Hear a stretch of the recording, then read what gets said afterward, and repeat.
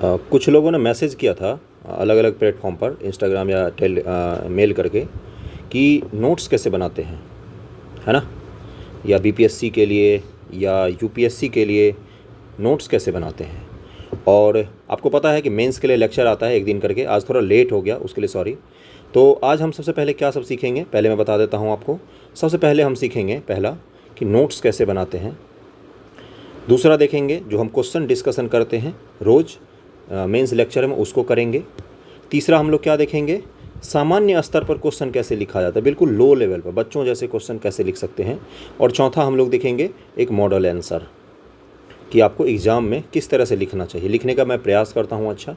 बाकी गांधी जी और आपके मास्टर में एक समानता है कि हम दोनों के जो हैंड राइटिंग होते हैं ना, बहुत ही ख़राब है ना। कंपेयर भी करना चाहिए तो बड़े लोगों से करना चाहिए ना। तो हैंड राइटिंग तो मेरी बस पता ही है आपको कैसी होती है। तो जो भी है, मैं पूरी कोशिश करूँगा कि आप लोगों को मैं इन चारों बिंदु पर, यानी कि नोट्स कैसे बनाते हैं इकोनॉमिक्स के, या आज मूल फोकस हमारा किस सब्जेक्ट पर रहेगा आपको पता चल गया होगा। आज हमारा मूल फोकस का बिंदु रहेगा इकोनॉमिक्स। बीपीएससी मेंस के लिए जो पेपर 2 में भी आता है, पेपर 1 का कुछ कुछ सेक्शन कभी कभी इकोनॉमिक्स उठा ले आते हैं, करंट अफेयर्स उठा ले आते हैं, तो उन सबको देखेंगे। ओके, आप सभी का स्वागत है स्टडी फॉर यूपीएससी पीसीएस में। अगर आपने चैनल को सब्सक्राइब नहीं किया तो कर लीजिए, और हर एक दिन गैप करके बीपीएससी के मेंस के लिए या किसी भी मेंस के लिए, आप इसको तो यूपीएससी के मेंस में भी आप कर सकते हो। इतना अच्छा लेक्चर होता है मेरा, मुझे पता है भाई मैं कैसा पढ़ाता हूँ, कि आप उसको यूपीएससी मेंस में भी 150 शब्दों में लिख सकते हो। मैं लिख सकता हूँ क्योंकि मैं लिखता हूँ। चलो, आर्थिक विकास की समझ, ये 10वीं की एनसीईआरटी है। सबसे पहले किस पर बात करेंगे, नोट्स कैसे बनाते हैं। आपके पास अगर अपना नोट्स नहीं है तो आपको समझना चाहिए कि आपका सिलेक्शन के चांसेस बिल्कुल कम हैं। पहली बात तो ये क्लियर। आपने किसी और का नोट्स लेके अगर पढ़ा, क्या आप समझ जाओगे? बिल्कुल भी नहीं। क्योंकि जब मैं नोट्स बनाऊंगा तो मैंने उस चीज़ को बनाते लिखते समय क्या समझा, ये सिर्फ़ और सिर्फ मैं जानता हूँ, कोई और नहीं जान सकता है। समझ रहे हो ना? तो इसलिए अपना नोट्स बनाना सीखो। सबसे पहली चीज़ सिलेक्शन के लिए यही होता है, अपना नोट्स बनाओ। एनसीईआरटी की बुक लो या कोई भी बुक जो आप पढ़ते हो, बिहार स्पेशल, किसी भी स्पेशल, उस चैप्टर का नाम लिखो, उसके फैक्ट्स जो आप पढ़ रहे हो या जो आप थॉट्स ले रहे हो उसको लिखते जाओ। तो ये 10वीं की एनसीईआरटी है, आर्थिक विकास की समझ। मैंने इसका एक चैप्टर पढ़ा, बहुत पहले का नोट्स मेरा, आज का नहीं है, पिछले साल ही बनाया था मैंने। तो आर्थिक इसका दूसरा चैप्टर है, मान लो भारतीय अर्थव्यवस्था के क्षेत्रक। अभी मैं इस चैप्टर को पढ़ूंगा तो नहीं, इस चैप्टर को मैंने पढ़ा, मुझे जो जो चीज़ समझ में आता गया मैंने उसको नोट डाउन करके लिखना शुरू कर दिया, है ना। कि क्षेत्रक जो होते हैं अलग अलग, हमारे क्षेत्र के कौन कौन से होते हैं, प्राइमरी सेक्टर होता है, सेकेंडरी सेक्टर होता है और टर्सरी सेक्टर होता है। प्राथमिक, द्वितीयक और तृतीयक क्षेत्र होते हैं ना। तो इसी के बारे में ये चैप्टर है, आप सबको पढ़ना चाहिए। तो मैंने इसका जब नोट्स बनाया तो देखो, प्राथमिक, द्वितीयक और तृतीयक क्षेत्र, बहुत ही अच्छा एक ग्राफ दिया है। किस चीज़ का दिया है कि इनका हमारे जीडीपी में क्या योगदान था 1970-71 और 2011-12। अगर आपने इस मैप को बना दिया ना अपने आंसर में, कि आपसे से अगर क्वेश्चन पूछा कि मान लीजिए कि भारतीय अर्थव्यवस्था में प्राइमरी, सेकेंडरी और टर्सरी सेक्टर के योगदान को लिखिए, 25 नंबर, 10 नंबर, 15, किसी भी नंबर पूछ सकता है। आपने अगर वहाँ पर ये ग्राफ बना दिया ना कि जीडीपी में कितना योगदान था उस समय, आज कितना योगदान है, ओके, तो आपका नंबर काट तो सकता ही नहीं, उल्टे ज़्यादा नंबर देगा, 10 में से 9 नंबर देगा। ग्राफ वगैरह, रिप्रेजेंटेशन, मैप जितना अच्छा करोगे उतना अच्छा होता है। ओके, तो ये मैंने पूरा पढ़ा। उत्पादन में तृतीय क्षेत्र का बढ़ता महत्व। 1991 के बाद क्या हुआ, हमारे सेवा सेक्टर बहुत ज़्यादा बूस्ट किया है, सेवा सेक्टर का योगदान 50% ज़्यादा का आज हमारी जीडीपी में। ओके, फिर यहाँ पर क्या दिया है उसने कि जो जीडीपी होती है उसमें हिस्सेदारी दिखाया है यहाँ पर, समझ रहे हो ना। उसके बाद से रोजगार क्षेत्र में हिस्सेदारी को दिखाया है। इन तीनों को मैं अगर इन तीन में से 2 ग्राफ भी अगर आप अपने नोट्स में बनाओगे, क्या करोगे, सबसे पहले चैप्टर का नाम लिखा, फिर उसको लाइन बाय लाइन पढ़ना शुरू किया, जैसे मुझे समझ में आया कि ऐसे यहाँ पर मैं दिखाता हूँ। आपको याद रखना चाहिए कि सेवा क्षेत्र के सभी सेवाओं में समान रूप से समृद्धि नहीं हो रही है।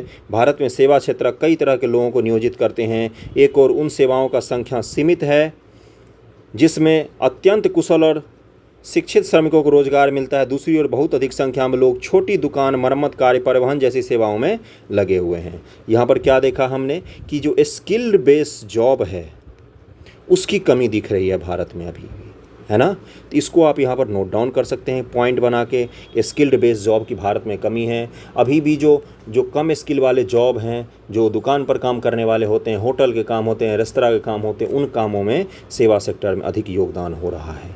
तो अब ये कितना अच्छा पॉइंट है। जब आप इस तरह के पॉइंट लिखोगे एग्जाम में तो क्या आपको नंबर नहीं मिलेगा कि आपके नोट्स में होने चाहिए कि नहीं इस तरह के पॉइंट्स। इकोनॉमिक्स की मैं बात कर रहा हूँ आज स्पेशली, तो आप इसको नोट डाउन कर सकते हैं। अब इस चैप्टर को जब मैंने पढ़ा तो मैंने ये दो तीन पेज पढ़ के क्या नोट्स बनाया। अलग अलग लोगों के लिए विकास की लक्ष्य भिन्न भिन्न हो सकती है। इस चैप्टर को जब आप शुरुआत करोगे तो यहीं से है।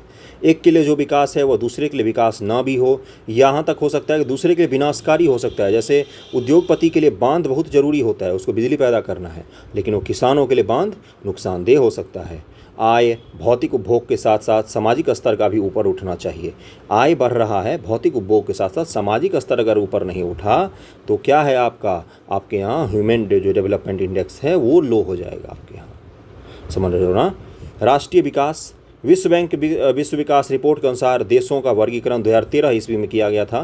प्रति व्यक्ति आय के आधार पर विकसित, निम्न आय देश और मध्यम आय देश का वर्गीकरण किया गया था 2013 में, जिसमें भारत किस में आता है, मध्यम आय वर्ग समूह। अब बताओ $1570 पर ईयर। अगर ये बीपीएससी में उसमें फैक्ट पूछा तो कहाँ से पूछा इसने, एनसीईआरटी से पूछा। मैं ये रिकमेंड नहीं कर रहा हूँ कि एनसीईआरटी पर हो, मैं ये कह रहा हूँ कि अगर आप लॉन्ग टर्म की प्लानिंग लेके चल रहे हो, बीपीएससी के लिए 68वीं देना या उसके आगे का देना है, तो अभी से धीरे धीरे करके एक एक चैप्टर पढ़ के अपना नोट्स बनाओ किसी भी एग्जाम के लिए। यूपीएससी भी दोगे तो उसमें भी काम आएगा। अगला क्या लिखा है इसने कि महाराष्ट्र राज्य केरल से प्रति व्यक्ति आय में ऊपर है, परंतु शिशु मृत्यु दर महाराष्ट्र में केरल से अधिक है। यह आवश्यक नहीं है कि जेब में रखा रुपया से वे सब वस्तुएं और सेवाएं खरीद सके जिनसे आपको एक बेहतर जीवन के लिए एक आवश्यकता हो। यानी कि क्या होता है कि आप अमीर हो तो ऐसा नहीं हो सकता आपके यहाँ शिशु मृत्यु दर कम हो। भारत के यहाँ शिशु मृत्यु दर अधिक है, भारत के यहाँ कुपोषण अधिक है अभी भी हमारे देश में, है ना। अभी अर्थव्यवस्था के क्षेत्रक मैंने नोट्स जो बनाए, प्राथमिक, द्वितीयक, तृतीयक लिख दिया। पहले तो ऊपर स्टेटमेंट लिख दिया जो बुक में मुझे मिला, उसके बाद ग्राफ बना के दिखा दिया कि देखो जीडीपी में किसका कौन सा सर्विस सेक्टर कितना योगदान है, सेकेंडरी का कितना, प्राइमरी का कितना, ओके। और फिर हमने रोज़गार का भी ग्राफ बनाया कि रोज़गार में देखो अभी भी रोज़गार जो है 60% के करीब में प्राइमरी सेक्टर में ही मिलता है, जबकि जीडीपी में सबसे ज़्यादा किसका योगदान है, अभी भी जीडीपी में सबसे ज़्यादा सर्विस सेक्टर का योगदान था। सर्विस सेक्टर का योगदान 55% से ज़्यादा है। 1970 में भी 74% रोज़गार प्राइमरी सेक्टर देता था और 2011-12 में भी 60% रोज़गार प्राइमरी सेक्टर देता है। यानी कि जो टर्सरी या सेकेंडरी सेक्टर हैं भले ही ये मौद्रिक रूप में बहुत ज़्यादा हैं, लेकिन रोज़गार प्रदान करने में अभी भी कम है। तो जब आप ये ग्राफ बना दोगे तो आपका कोई कॉपी नहीं काट सकता। अब ये इसके बाद कुछ शब्द हैं जिसको आपको पढ़ना हो तो आप पढ़ सकते हैं, ओके। ये मैं डाल दिया है, 2 पेज ही डाला है, और आपको ना तो मैं अपना नोट्स ले सकता हूँ ना तो आपको किसी और का नोट्स लेना चाहिए। किसी और का नोट्स लेके पढ़ोगे समझ में नहीं आएगा, बेकार है आपके लिए, ओके। अपना नोट्स खुद से बनाओ। अगला चलते हैं आज के क्वेश्चन डिस्कशन पर। सेक्शन पेपर 2 का, जीएस पेपर 2 का हमने सेक्शन 1 काफ़ी अच्छे से डिस्कस किया था, पॉलिटी के जिसमें क्वेश्चन होते हैं। आज हम मूल रूप से क्या डिस्कस करेंगे, आज हम सेक्शन 2 डिस्कस करेंगे, जीएस पेपर 2 का सेक्शन 2 अगली बार में, और सेक्शन 3 पर भी चलेंगे थोड़ा बहुत, ज्योग्राफी और इकोलॉजी वगैरह सब जिसमें रहते हैं। चलो शुरू करते हैं। पहला क्वेश्चन है कि जनलांकी लाभ क्या है, आर्थिक समृद्धि में इसके प्रभाव को स्पष्ट कीजिए। जनलांकी लाभ का मतलब क्या होता है, कार्यशील जनसंख्या आपके पास कितनी है। 3 तरह की जनसंख्या होती है, एक 0 से 14, 15, 16 तक का मान लो, और फिर 16 से 62, 63 या कभी कभी 64 भी बोल देते, 60 भी बोल देते हैं, और फिर एक होता है 64 से जितने साल तक आदमी जिए, 80, 85, 90 जितने जिए। ये जो बीच वाला समूह है ना, इसी को कार्यशील जनसंख्या कहा जाता है, जो आपकी इकोनॉमी में योगदान देता है। ये भी आश्रित जनसंख्या होता है। 0 से 14, 16 वर्ष तक का आयु जो होता है, इसको आश्रित जनसंख्या मूल रूप से माना जाता है कि ये आश्रित होता है किसी न किसी पर, और 16 के बाद भी आश्रित होते हैं। जैसे बहुत सारे लोग सरकारी जॉब वगैरह की तैयारी करते हैं, आपको पता होना चाहिए आप बेरोज़गार में नहीं आते, क्योंकि आप ऐच्छिक बेरोज़गार हो, है ना, अपनी इच्छा से गवर्नमेंट की तैयारी कर रहे हो या ज़बरदस्ती कर रहे हो सकता है किसी का और रीज़न हो। अगला है 64 से 80, ये भी आश्रित एक होता है, लेकिन ये पेंशन जैसे प्रावधान इनको मिलते हैं, लेकिन अर्थव्यवस्था मूल रूप से इनका कोई योगदान नहीं होता था। कार्यशील जनसंख्या कौन सी होगी, समझ में आ गया। जननांकी लाभ उसी को कहा जाता है मेन, कि आपके पास कार्यशील जनसंख्या कितनी ज़्यादा है, यंग पॉपुलेशन कितनी ज़्यादा है मेनती, यानी कि कार्यशील में भी 40 साल उम्र तक के, 42 साल उम्र तक के आपके पास यंग पॉपुलेशन कितनी ज़्यादा है, यही होता है। अब पूछा एक आर्थिक समृद्धि, इसके प्रभाव का स्पष्ट कीजिए। अब आर्थिक समृद्धि में इनके प्रभाव का आपको दिखाना है कि आपके पास अगर कार्यशील जनसंख्या अधिक होगी, यानी कि आपके पास श्रम सस्ता होगा, है ना, श्रम सस्ता होगा। आप किसी भी स्किल को जल्दी से जल्दी सिखा सकते हैं लोगों को, इस उम्र में सीखने की प्रवृत्ति सबसे ज़्यादा होती है। इसके अलावा और क्या है, कि ये जो कार्यशील जनसंख्या होती है, मान लो 16 से 40 मान लेते हैं जननांकी लाभ वाले, ये टेक्नोलॉजी फ्रेंडली बहुत ज़्यादा होते हैं। तो जितना जल्दी टेक्नोलॉजी फ्रेंडली होंगे, यानी कि ज़्यादा जल्दी चीज़ों को सीखेंगे, अधिक तेज़ी से किसी चीज़ को ग्रैब करेंगे, अधिक चीज़ से इम्प्लीमेंट करेंगे, नई सोच होती है इनमें एक, समझे रहो ना, नई सोच के तहत जो भारत सरकार जो स्टार्टअप इंडिया या स्टैंड अप इंडिया को बढ़ावा देती है, तो वो इन्हीं युवाओं को फोकस करके दिया जाता है कि आप नए नए सोच लेके मार्केट में आएँ। समझ रहे हो ना मैं क्या कह रहा हूँ। तो आर्थिक समृद्धि में इसके प्रभाव का बात स्पष्ट कर देना है कि नई सोच होगा तो क्या होगा, नए तरीके का टेक्नोलॉजी का विकास होगा, नए तरह के स्किल्ड लोग आएंगे ज़्यादा से ज़्यादा, और हम इनको इम्पोर्ट भी कर सकते हैं, यानी कि दूसरे देशों में जहाँ पर मैन पावर की कमी है, चाहे वो रूस हो चाहे वो अमेरिका हो, वहाँ से हमारे देश में ये डॉलर भी लेके आ सकते हैं। लेकिन मेल रूप से क्या चाहिए हमें, इसमें क्या लिखेंगे हम लोग कि जननांकी लाभ होने से ही सिर्फ नहीं होगा, हमें इनको कार्यशील जनसंख्या के रूप में, स्किल्ड जनसंख्या के रूप में बदलना पड़ेगा। इसका मतलब कि इनको अच्छा एजुकेशन देना पड़ेगा, इनको अच्छी ट्रेनिंग देनी पड़ेगी, इनके लिए अच्छा वातावरण बनाना पड़ेगा, एक जॉब करने का वातावरण होना चाहिए, देश में उद्यमशीलता को बढ़ावा देना पड़ेगा, है ना। अब पीएचडी करके कोई आदमी ग्रुप डी का फॉर्म भरता है या ग्रुप सी का फॉर्म भरता है, ये आदमी की उपयोगिता है क्या? नहीं है ना। कोई आदमी इंजीनियरिंग करके ग्रुप डी का फॉर्म भरता है तो क्या ये उपयोगिता है क्या? नहीं है। तो यही अंतर यहाँ पर लानी है। जननांकी लाभांश से ही नहीं होगा, उसको आप समुचित रूप से उपयोग भी करना पड़ेगा। आप पहले आंसर को लिखने की कोशिश कर सकते हैं, लिखना चाहिए आपको। अंत में मैं एक आज को आपको क्वेश्चन भी दूंगा। बहुत सारे लोग क्वेश्चन भेज भी रहे हैं, बहुत ही अच्छा लिख रहे हैं, है ना। कुछ लोग बहुत ही बढ़िया लिख रहे हैं, भेज रहे हैं काफ़ी सारे मुझे, आप भी भेज सकते हैं।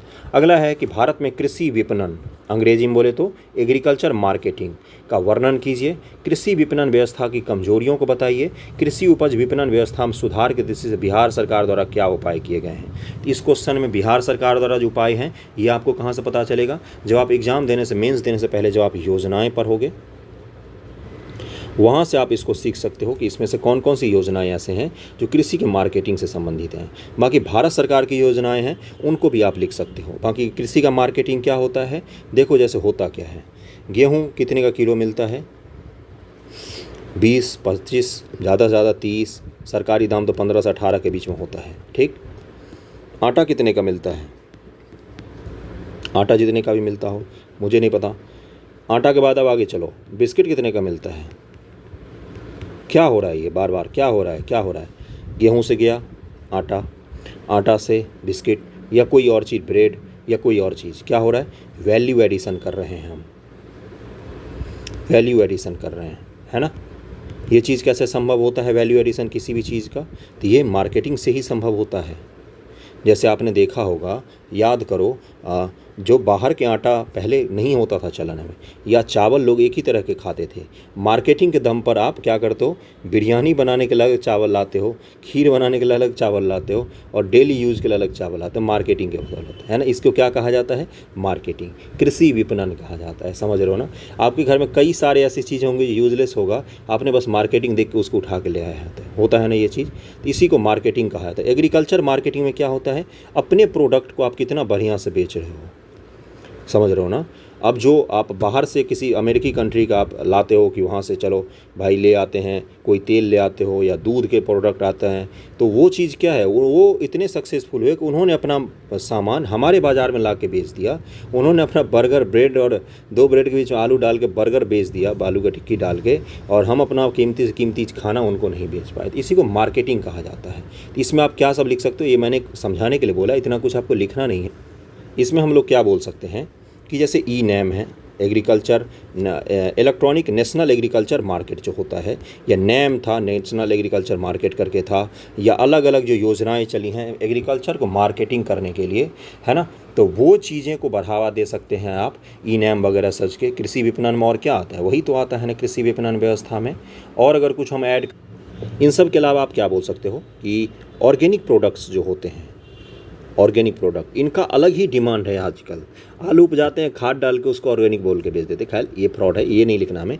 ये लिखना है कि ऑर्गेनिक प्रोडक्ट्स के जब हम मार्केटिंग करेंगे, हम बोलेंगे कि हमारे देश में ऑर्गेनिक प्रोडक्ट जो है वो बहुत ज़्यादा उपजाया जाता है। जैसे सिक्किम एक राज्य है जो पूरा ऑर्गेनिक प्रोडक्ट ही उपजाता है। ये क्या कहलाएगा, ये कृषि मार्केटिंग। 20 रुपये की आलू कितने के मिलेगी यहाँ पर? 50 रुपये किलो का बिकेगा, समझ रहे हो ना। तो ये कृषि मार्केटिंग में ही आता है। जैसे आपने अमूल का नाम सुना होगा, ये भी क्या है, एक सहकारी संघ ही तो है दूध उत्पादन के लिए, मदर डेयरी है, ये भी क्या है, एक सुधा है, ये सब क्या है, ये सुधा कॉर्पोरेशन जो दूध वाला आता है, ये क्या है, कृषि मार्केटिंग में ही आता है। पशुपालन में क्या आती है, तो डेयरी फार्म भी आते हैं ना। तो कृषि मार्केटिंग में आप ये सब एग्जाम्पल, जैसे भारतीय झींगा जो मछली होता है, तो आपको पता होगा दुनिया में सबसे ज़्यादा एक्सपोर्ट हम झींगा का करते हैं, अमेरिका से लेकर जापान तक, वो रोज़ हमारा झींगा माछ खाते हैं। तो ये चीज़ों को बढ़ावा देकर भारत में कृषि विपणन का आप वर्णन कर सकते हैं, भारत में कृषि विपणन को बढ़ाया जा सकता है। मूल प्रोडक्ट, जैसे हमारा प्रधानमंत्री द्वारा एक योजना चलाया गया था भारत सरकार द्वारा, वन धन योजना। क्या था ये, जो फॉरेस्ट से प्रोड्यूस निकालते हैं, जो आदिवासी हैं, जो मूल निवासी हैं, भारतीय आदिवासी वगैरह जंगल में जो रहते हैं, वो वन की कुछ ऐसी चीज़ें वहीं केवल जानते हैं ना, जो बाकी दुनिया में कोई नहीं जानता। अगर हम इसका मार्केटिंग करेंगे तो समझ रहे हो ये कहाँ जाएगा, है ना। जैसे आजकल कंट्री डिलाइट नाम का एक ऐड दिखाता होगा यूट्यूब पर, देखते हो, क्या है वो, मार्केटिंग ही तो है ना। एक सामान्य से दूध को उन्होंने इतना मार्केटिंग किया, इतना मार्केट, जैसे लगता है उसके अलावा पृथ्वी पर कोई दूध है ही नहीं। तो इस तरह की चीज़ें जब आप बताओगे नहीं, इसमें कृषि विपणन का मतलब वही होता है। कृषि एग्रीकल्चर मार्केटिंग की बात कर रहा है, समझ रहे हो ना। अब आप इसको लिखने की कोशिश कर सकते हो। क्या सब लिखना है, पहले इंट्रो देना कि एग्रीकल्चर मार्केटिंग का मतलब ये होता है, अपने प्रोड्यूस को ज़्यादा से ज़्यादा लोगों तक पहुँच के लिए बताना कि आपको ये प्रोड्यूस खाने से फ़ायदा हो सकता है। मार्केटिंग की बात कर रहा है, मैं यहाँ पर बता रहा हूँ। बेचने में सही, बेचने में सुविधा हो किसान को, ऐसा ना हो कि किसान ने उपजा लिया, उसको मंडी ही नहीं मिल रही हो। मंडियों का आप नाम लिख सकते हो, ई नैम लिख सकते हो, नैम लिख सकते हो, है ना।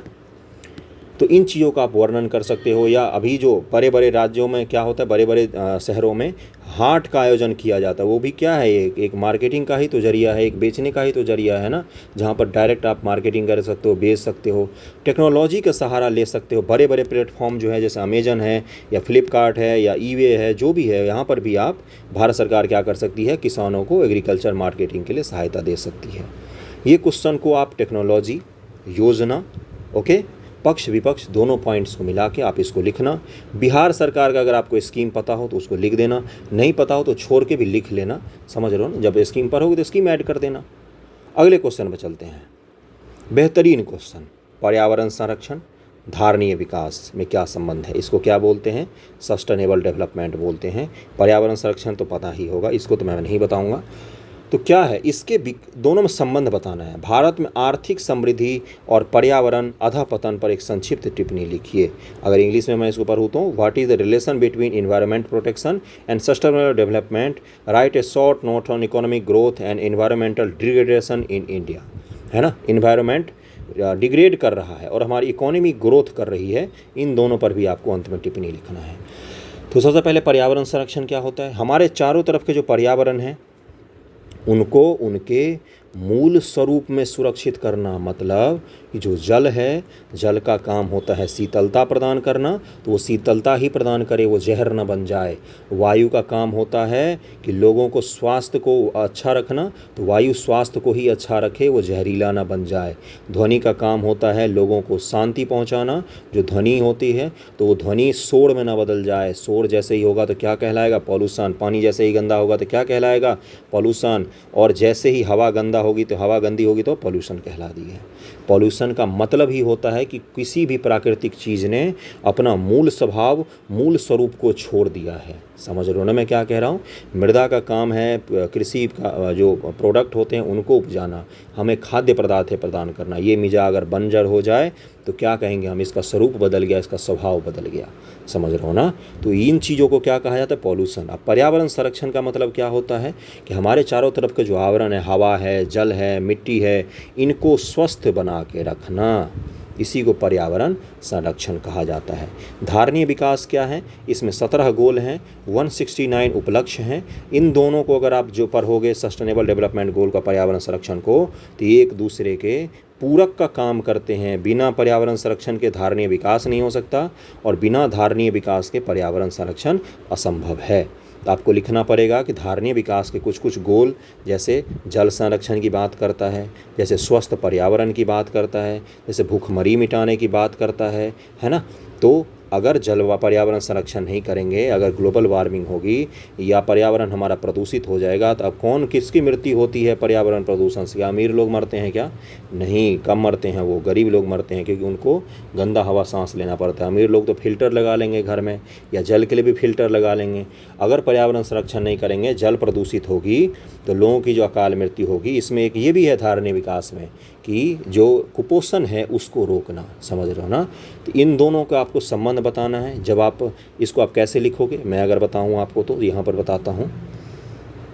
सबसे पहले क्या लिखना कि पर्यावरण संरक्षण क्या है, फिर लिखना धारणीय विकास क्या है, धारणीय विकास को बता देना, फिर दोनों में संबंध लिखना।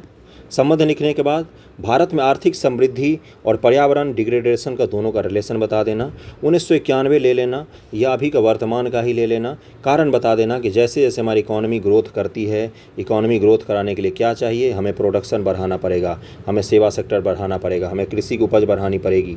कृषि उपज बढ़ाने के लिए हम खाद का यूज करेंगे ही करेंगे। प्रोडक्शन बढ़ाने के लिए हमें ज़्यादा कोयला, ज़्यादा ईंधन की ज़रूरत पड़ेगी, ज़्यादा इलेक्ट्रिसिटी चाहिए, है ना? और ज़्यादा से ज़्यादा सेवा सेक्टर प्रदान करने के लिए ज़्यादा से ज़्यादा हमें पर्यावरण प्रदूषित होता ही होता है।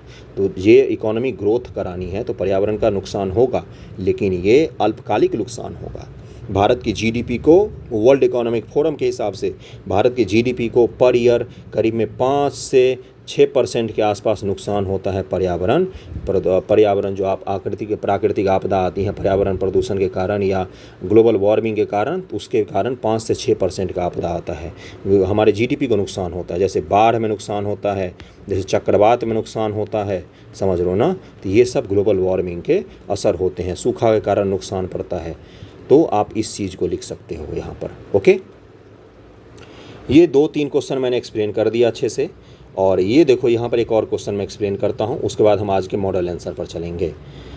अन्य देशों की तुलना में भारत में अवलंबन जल संसाधन से सुसंपन्न है, यानी कि हमारे यहाँ पीने के पानी की कमी कोई नहीं है, बिल्कुल भरा हुआ है, इतना पीने का पानी है। समालोचनात्मक मतलब कि पक्ष और विपक्ष दोनों बताने हैं। जो लोग नए हैं उनको मैं बता दूं क्वेश्चन कैसे पढ़ाया जाता है हमारे चैनल पर, हम लोग कैसे पढ़ते हैं सबको पता होगा। जो लोग पुराने हैं कीवर्ड्स पकड़ने हैं। अन्य देशों की तुलना में भारत में अवलंबन जल संसाधन यानी पीने योग्य पानी सुसंपन्न है, यानी कि हमारे पास परिपूर्ण है। समालोचना पूर्वक मतलब आलोचना के साथ आपको बताना है, पक्ष और विपक्ष दोनों लिखने हैं। परीक्षण कीजिए क्या कारण है कि भारत इसके बावजूद जल अभाव से ग्रसित है। वैज्ञानिक प्रबंधन तकनीकी से इस समस्या का निदान में क्या योगदान हो सकता है, व्याख्या कीजिए। कितना आसान क्वेश्चन है। आप क्या लिखोगे कि भारत जो है इसको अलग अलग मानसूनों से, उत्तर पूर्वी मानसून और दक्षिण पश्चिम मानसून से खूब सारा जल प्राप्त होता है। इसके अलावा हिमालय से जो सदानीरा नदियाँ आती हैं उसमें भी खूब सारा पानी मिलता है हमें, लेकिन जल संरक्षण के अभाव के कारण हमारे सारे पानी या तो समुद्र में चले जाते हैं या तो पीने योग्य नहीं बचते हैं। जब इतना लिख दोगे तो उसका एग्जाम्पल क्या दोगे? एक तरफ बिहार जहां बाढ़ से ग्रसित रहता है, वहीं दक्षिण के कुछ राज्य या विदर्भ का कुछ इलाका, महाराष्ट्र का कुछ इलाका सूखा से ग्रसित रहता है। तो इस प्रबंधन को अगर हम कर लेंगे तो जल प्रबंधन का एक जगह अभाव नहीं होगा। उसके बाद आप क्या बोलोगे? नदी जोड़ो परियोजना, एक नदी में बाढ़ है, दूसरी नदी सूखी है। उसके अलावा क्या बोलोगे? जैसे गोदावरी को जोड़ा जा रहा है दक्षिण भारत की एक नदी से, या केन बेतवा को जोड़ा जा रहा है, या बिहार में नदियों को जोड़ा जा रहा है। आप इनका उदाहरण दे सकते हो। समालोचनात्मक वर्णन का मतलब कि आपको पक्ष और विपक्ष दोनों पॉइंट्स लिखने हैं इसके, समझ रहे हो ना? उसके बाद से क्या बताओगे? तकनीकी और क्या इसे लिख सकते हो? तकनीकी और वैज्ञानिक प्रबंधन क्या देख सकते हो कि जो बाढ़ है उसको नियंत्रित किया जा सकता है बांध बनाकर, और जो जल आधिक्य है उसको दूसरे नदियों में भेजा जा सकता है। उसके अलावा हम क्या लिख सकते हैं कि हम जो मुख्य नदियां हैं उनकी सहायक नदियों पर बांध के द्वारा हम क्या कर सकते हैं? पानी को रोक कर रख सकते हैं। ओके, और वर्षा जल संरक्षण को हम बढ़ावा दे सकते हैं। जैसे चेन्नई के इसका उदाहरण है जहाँ पर जल संरक्षण बेहतरीन होता है। राजस्थान के कुछ भागों में जल संरक्षण के बहुत सारे तरीके हैं पारंपरिक, इसको आप बता सकते हो, वाटर शेड जिसको बोलते हैं, समझ रहे हो ना? तो ये कितने सारे एग्जाम्पल मैंने बता दिए। तो बहुत ही आसान क्वेश्चन, इस क्वेश्चन को ज़रूर लिखने की कोशिश करना। अब आगे चलते हैं, इन सब क्वेश्चंस को अगले लेक्चर में करेंगे डिस्कस। आगे चलते हैं। आज एक सबसे पहले चीज़ की सबसे पहले लिखेंगे हम लोग, बहुत ही छोटा सा एक क्वेश्चन लिखेंगे बिगिनर्स के लिए जो पहली बार लिखने की कोशिश कर रहे हैं। अगर आप इस लेक्चर को सिर्फ सुनते हैं ना बैठकर ईयरफोन लगा के, लिखते नहीं हैं, तो समझ लो आप कुछ भी नहीं कर रहे हो, आप गलत कर रहे हो। मत सुनो, उससे अच्छा ये भी है, क्योंकि लिखोगे नहीं तो कुछ नहीं होगा। सीधी सी बात, सुन के कल भूल जाओगे। ओके, कड़वी है लेकिन सही है यही। और अगर आप सुनते हो, लिखने का प्रयास ज़रूर करना, मुझे भेजना मत भेजना कोई मायने नहीं रखता, लिखने का प्रयास ज़रूर करना, लिखने का प्रयास ज़रूर करना। बहुसांस्कृतिक भारतीय समाज को समझने में क्या जाति की प्रासंगिकता समाप्त हो गई है? उदाहरणों सहित विस्तृत उत्तर दीजिए। प्राचीन भारत से चली आ रही यह समस्या आज भी भारतीय समाज में अपने बल के साथ मौजूद है। समय के साथ थोड़ा कम जरूर हुआ है, परंतु अभी भी काफ़ी कुछ इस दिशा में प्रयास की आवश्यकता है। दुनिया के सभी देशों में समाज में किसी न किसी आधार पर भेदभाव जरूर है, कहीं रंग के नाम पर, कहीं धर्म के नाम पर, कहीं प्रजाति के नाम पर। तो इसी तरह भारत में जाति के नाम पर भेदभाव मौजूद है। हमारी सामाजिक व्यवस्था को समझने के लिए जाति व्यवस्था को समझना अत्यधिक अनिवार्य है। समाज को समझने में जाति की प्रासंगिकता कैसे विद्यमान है। छोटा सा आंसर लिखा है, मैं इसलिए कह रहा हूँ। ऊपर इंट्रोडक्शन सेक्शन खत्म हो गया, पता चला होगा इंट्रोडक्शन कैसे लिखते हैं। जैसे शिक्षा, स्कूल नहीं जाने वाले बच्चों में पिछड़े वर्ग के बच्चों की अधिकता है। कुछ वर्षों में ही स्कूल छोड़ने की प्रवृत्ति भी इनमें अधिक होती है। इसमें आप असर संस्था का रिपोर्ट लिख सकते हो। असर संस्था का हर साल रिपोर्ट आता है जो बताता है कौन सी जाति के लोग, कौन से वर्ग में, कौन से क्लास के लोग कहाँ पर स्कूल छोड़ देते हैं, उसके बारे में। पिछड़े क्षेत्रों में, हैंडराइटिंग मत देखना, पिछड़े क्षेत्रों में स्कूल कॉलेजों की संख्या अत्यधिक कम है। कक्षा में अन्य बच्चों से अलग बिठा दिया जाता है छोटे जात के लोगों को। ये आज भी देखा होगा, अगर आपने इस गवर्नमेंट, जैसे मैं जिस गवर्नमेंट स्कूल में पढ़ा हूँ वहाँ भी ये सब चीज़ें ग्रसित होती थी। हमारे मध्य विद्यालय में मास्टर साहब ऐसा करते थे, समझ लो ना। हमें तो उस समय समझ नहीं होती थी छोटे छोटे में। स्वास्थ्य, मलिन बस्तियों में संक्रामक बीमारी आसानी से फैलती है, जैसे डेंगू, मलेरिया, हैजा इत्यादि। हाथ से मैला ढोना विशेष जाति का काम माना जाता है। इससे इनकी स्वास्थ्य पर बुरा असर पड़ता है, मैनुअल स्क्रैमेजर्स जिसको बोलते हैं। तथा कितनी ही बार मृत्यु तक इनके कारण हो जाती है। जो संक्रमित हो जाते हैं उससे मृत्यु हो जाती है। महिलाओं की स्थिति सामान्यतः SC ST वर्ग में लिंगानुपात अधिक पाया जाता है। इनमें लिंगानुपात बहुत ही अच्छा होता है, परंतु इनको जीवन स्तर अत्यधिक खराब अवस्था में होती है। इनकी जाति आधारित रेप आज भी एक प्रमुख रेप का कारण बना हुआ है। जाति आधारित रेप होता है, ये NCRB का रिपोर्ट है, मैं नहीं बोल रहा हूँ। नेशनल क्राइम रिकॉर्ड ब्यूरो जो है उसका रिपोर्ट है कि आज भी भारत में SC ST जाति आधारित रेप होते हैं।